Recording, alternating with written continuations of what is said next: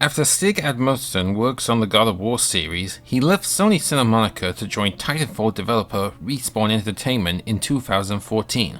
Then on May the 4th, Be With You 2016, it was announced that he would be leading the second development team of Respawn on a new third-person Star Wars game, and then the full title was revealed in April of this year. Now the game is finally with us on PS4, Xbox One, EA Origins, and Steam PC.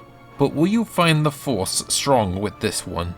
Welcome to the HUD everyone, I'm Zacharoni, and today I'll be a waiter who will be going through some of the features the game has to offer. So without further ado, please be seated, and here are the toppings on Star Wars Jedi Fallen Order.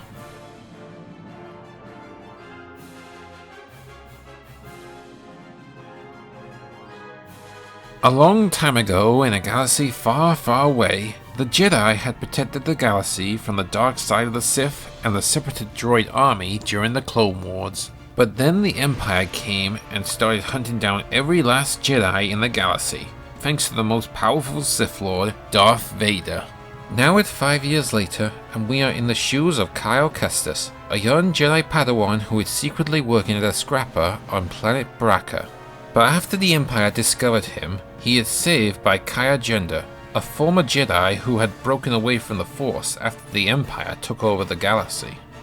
Now with the help of a lateral pilot named Grease Dritus and a tiny droid walker named BD-1, they are following the trail left by deceased Jedi Eo Cordova so they can find a way to restore the Jedi Order and fight back against the Empire. While on the run from the Inquisitors, who are former Jedi who had been trained with the dark side to hunt down any remaining Jedi left in the galaxy.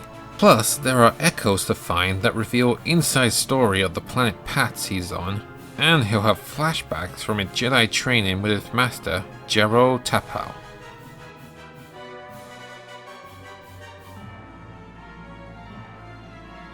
Jedi Fallen Order is a single-player action-adventure game mixed with Uncharted-style platforming, puzzle solving, and Metroidvania, where you can return to previous areas that you couldn't get past for the first time. When you start the game up, you begin on planet Bracca, where you are presented with a linear structure of platforming, combat tutorials, and a full action scenario involving a moving train. Then you head to Bogana, where you are shown your holo map with your objective presented with this symbol, and then you can use Grease's ship to travel to new planets you discover. You start off with Zepho that continue the story, but you also have the option to travel to Defimo for extra rewards. However, you can't proceed through Defimo until you learn certain abilities throughout the game.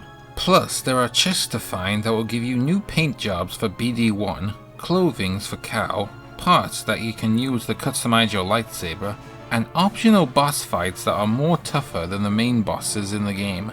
As you keep defeating enemies and discovering echoes, you'll gain XP, and once you got enough, you earn an XP token that can be used at the skill tree menu in meditation spots, which can also be used to refill everything you had, but enemies you previously defeated will respawn, with the exception of bosses of course. And yes, there's a Dark Souls twist to this. If cows go down, then all the XP you gain will be taken away from you, but you can recover them by hitting the enemy that defeated you, which is presented with a glowing aura. But if you go down without hitting them, then the XP that they have will be gone for good.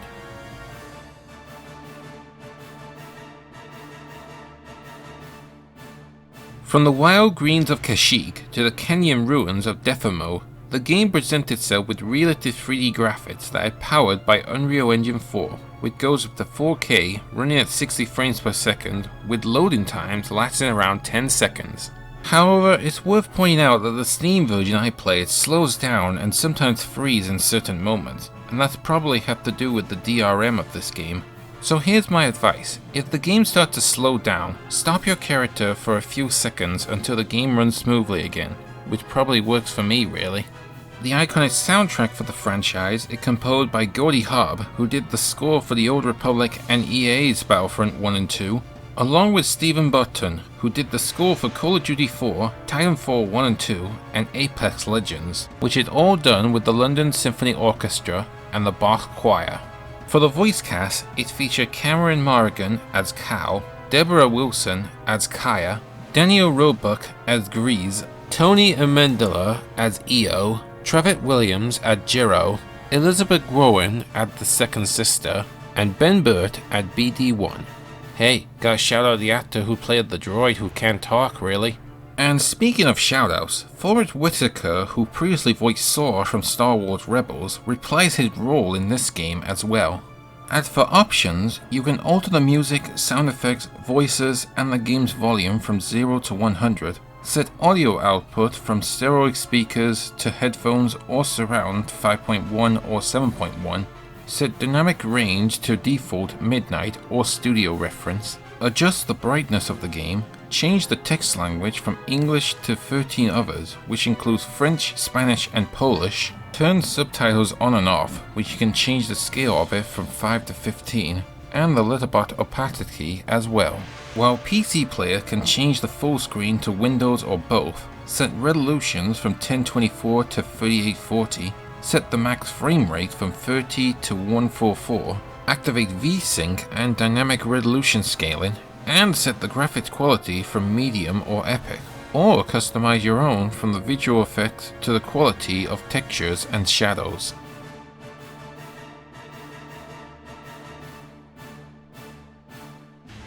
So, you want to be a Jedi, eh? Well, hate to tell you this, but all the Jedi Masters have met their end, so there's no one to teach you really.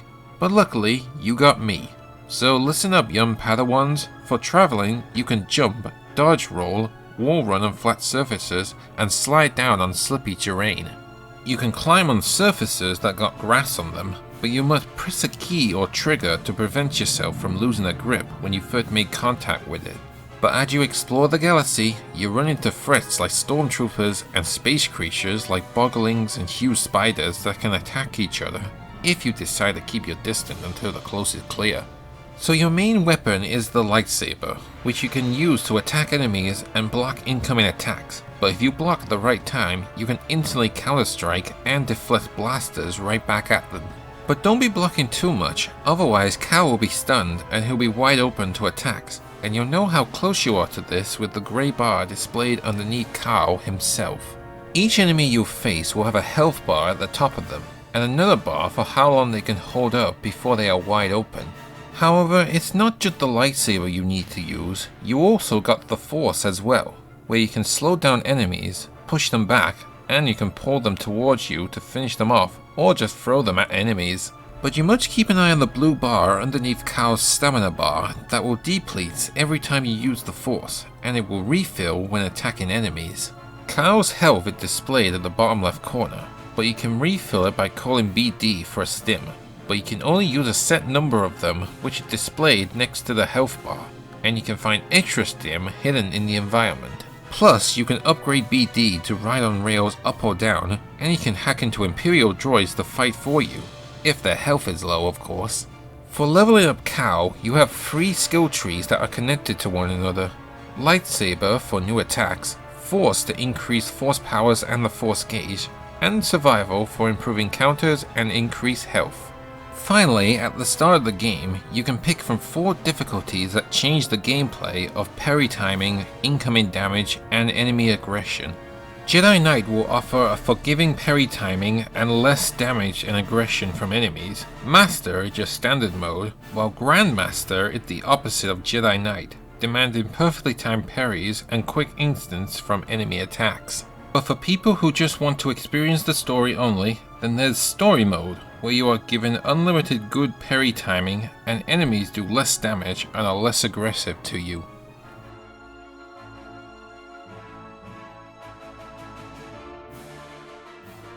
Jedi Fallen Order will cost you £54.99 at retail on PS4 and Xbox One, or on Steam and Origin that requires 55GB of storage, while on PSN and Xbox Live will cost you £59.99 that requires 48GB of storage that comes with 39 achievements and trophies with a Platinum as well. But if you want more content straight away, then there's the Digital Deluxe Edition for £59.99 on Steam and Origin, or £69.99 on PSN and Xbox Live that comes with a new skin for BD1 and the ship, a digital art book to look at concept art, and a behind the scene video that features over 90 minutes of footage from the game. However, you must have an EA Access account before you start playing it, and those who have purchased the game off of Steam will have their Origin account tied to it. But if you don't have an Origin account, then you can still do one for free. Well, that's some of the features that I can tell you right now, but if there are some that I have missed, let me know in the comments, and I hope this will give you an idea of what you'll be getting for your money. And sorry for the delay on this one, I had a cold recently and I wanted to get my throat better to make this video sound clear and less irritating from the random coughing I had.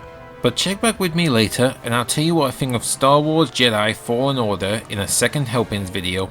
And if you like what you see, be sure to like, share and subscribe to my channel. But until then, I'm Zacharoni. Enjoy your pizza and I'll see you next time.